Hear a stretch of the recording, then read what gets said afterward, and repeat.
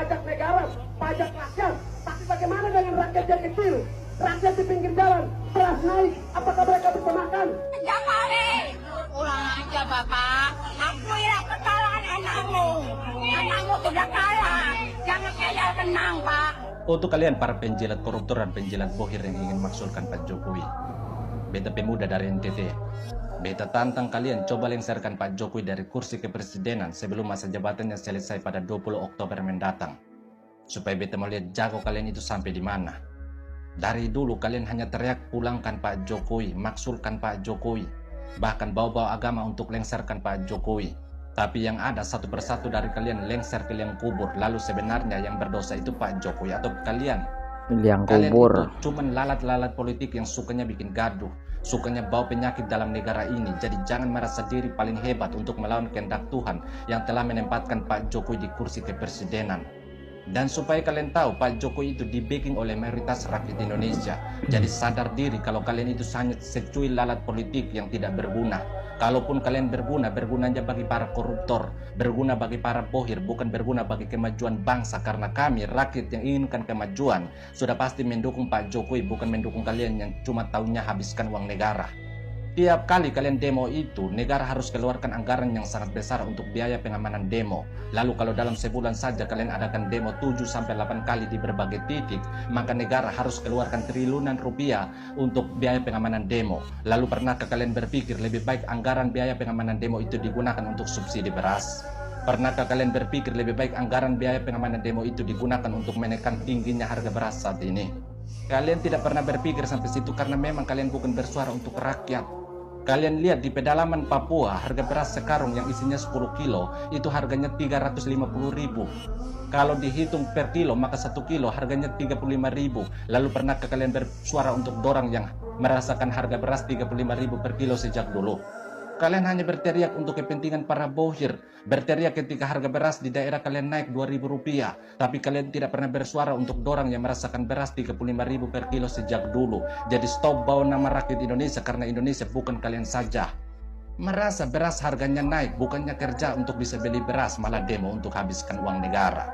Dari situ saja sudah muncul pertanyaan, sebenarnya kalian bersuara untuk siapa? Burung saja kalau lapar dia harus keluar sangkar baru bisa dapatkan makanan. Kok kalian yang katanya berpendidikan tinggi malah bisanya berteriak saja? Lalu teriakan kalian itu suara burung atau suara bohir? Kalau merasa ada kecurangan dalam pemilu, maka bawa buktinya ke Bawaslu atau tunggu setelah KPU umumkan hasil baru kalian ajukan gugatan ke MK, bukan malah buat gaduh. Kami rakyat ini bayar pajak untuk pembangunan, bukan bayar pajak untuk jaga kalian demo. Jadi otak itu dipakai untuk berpikir kritis, bukan dipakai untuk ugal-ugalan di jalan. Tiap hari teriak lengserkan Jokowi, pulangkan Jokowi, maksulkan Jokowi. Lalu kalian mau presidennya seperti apa?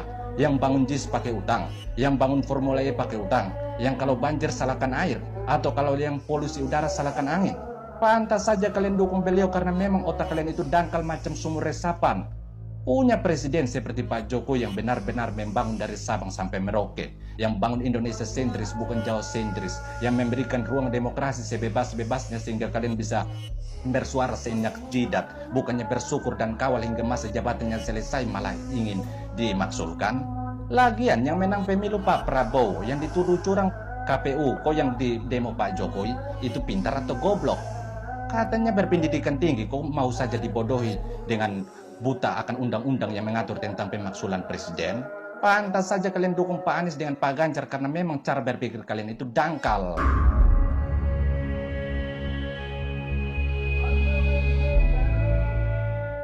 Ayo 01 yang mau komen ditunggu. 01 sak calon-calonnya. Ditunggu Yang komennya, komen, ditunggu. Inilah bukti kehebatan kalian. Ayo yang mau komen ditunggu yang mau komen. Jokowi adalah iblis yang membentuk manusia. Itu kata si Novi Bulir, anak kemarin sore.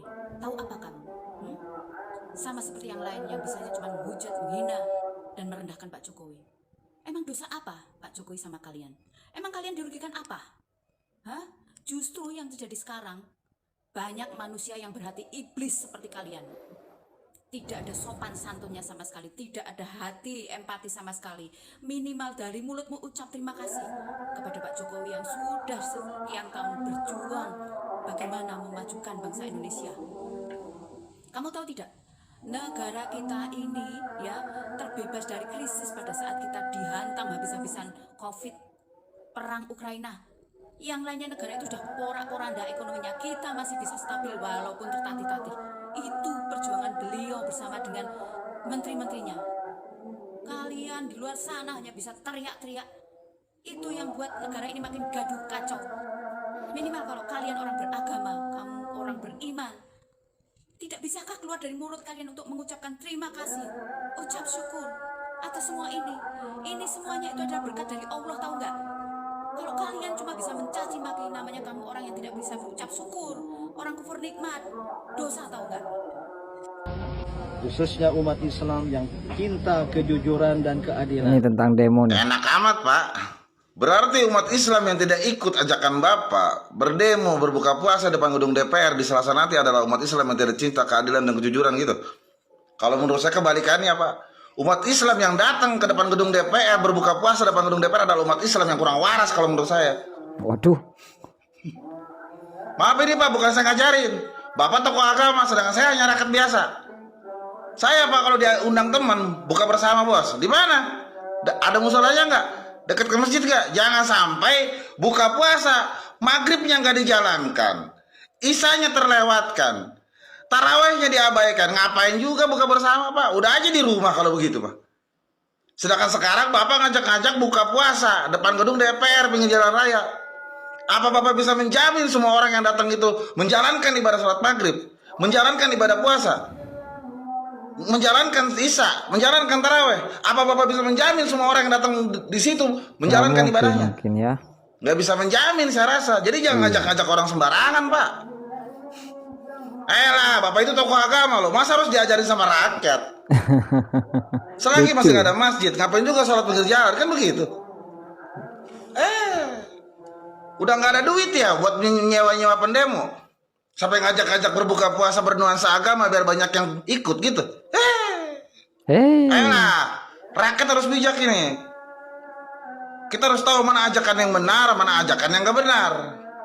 Menurut saya, tapi terserah kalau menurut Anda. Jaga Persatuan, NKRI harga mati.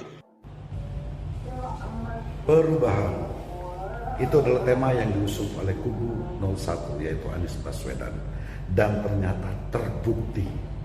Oh, terbukti ya? Setidaknya perubahan itu dirasakan oleh Anies dan para pendukungnya. Apa saja? 1. Anies Baswedan dan timnya yang tadinya optimis sekarang berubah menjadi pesimis akan kemenangan itu. Yang kedua, Anies yang tadinya penuh senyum sumringah, kemana-mana membawa tawa, sekarang senyumnya penuh dengan kekecewaan. Yang ketiga, Anies kalau live TikTok yang tadinya penuh dengan harapan-harapan, sekarang harapan itu berubah menjadi kehampaan. Yang keempat, pendukungnya yang tadinya teriak 01 optimis menang, sekarang dia teriak 02 menang penuh kecurangan.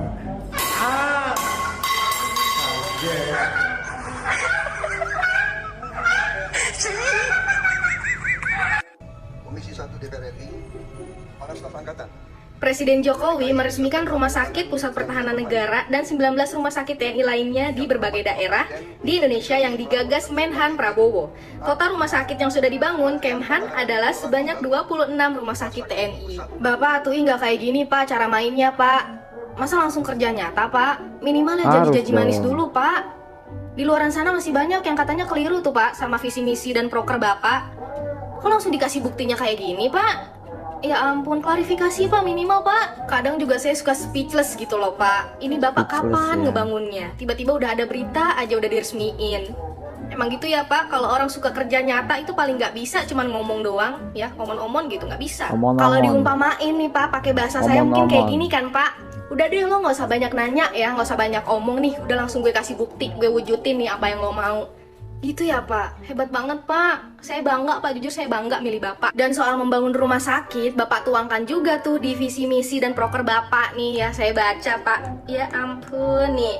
Menyelenggarakan pemeriksaan kesehatan gratis, menuntaskan kasus TBC, dan membangun rumah sakit lengkap berkualitas di kabupaten. Gimana nggak percaya saya Pak? Sebelum Bapak jadi presiden, Bapak udah buktikan Pak. Gimana Percaya nggak jadi ya tuh? Pak? Ih sumpah Bapak sehat-sehat ya Pak, panjang umur Pak. Semoga Indonesia menjadi negara maju, Indonesia yang emas, amin. Gue pengen kasih tahu kalian nih, ada berita gue baru baca dari IG-nya Pak Andre Rosiade, bahwa Pak Andre Rosiade siapkan 200 bus mudik gratis bagi perantau Minang di Jabodetabek. Dan captionnya tertulis, dalam waktu dekat menyiapkan 200 bus untuk perantau Minang di Jabodetabek. Bisa pulang gratis, itu bagian komitmen dan instruksi Pak Prabowo kepada Andre dan seluruh kader Gerindra. Bahwa pemilu dan tidak pemilu kader Gerindra harus terus melayani masyarakat. Kenapa ya Pak? Semakin Bapak dijelek-jelekan, semakin Bapak dijatuhkan, kebaikan-kebaikan Bapak malah yang muncul. Yang terlihat, gitu ya, muncul langsung gitu. dibuktikan.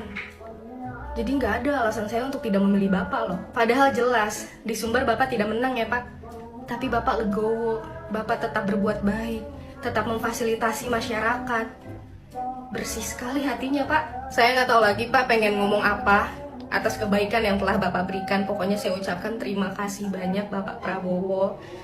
Terima kasih atas kerendahan hati. Terima kasih banyak Pak, terima kasih. Dan saya harap untuk kalian semua yang tidak memilih Pak Prabowo, atau bahkan sampai ngehina di semua sosmed kalian, tapi kalian tetap naik bus itu yang telah diberikan oleh Pak Prabowo. Gue harap nih pantat lo panas, mulut lo jadi mules tuh pas naik bus itu. Nah, thank you. Aduh, ada saja. Itulah tadi ya teman-teman ya, yang mana ini adalah sebuah video yang pertama. Tadi ada sebuah cuplikan, yaitu dari pemuda NTT ini menantang, bisakah para orang-orang yang berdemo di depan gedung KPU kemarin, bisakah memakzulkan Jokowi yang menyuarakan tentang pemakzulan dan sebagainya. Yang kedua, tentang demo tanggal 19 Maret nih teman-teman ya. Ada seruan dari netizen tentang demo yang dilayangkan oleh Din Syamsuddin, tokoh agama. Yang ketiga yaitu tentang pembangunan yang diresmikan oleh Bapak Jokowi. Dan yang terakhir adalah fasilitas bus untuk orang-orang yang mau berangkat mudik ke Minang. Itulah tadi cuplikan dari beberapa video dan para netizen. Oke, kita ketemu lagi di video selanjutnya. Sampai jumpa di video Arman Al-Fatih selanjutnya. Bye bye.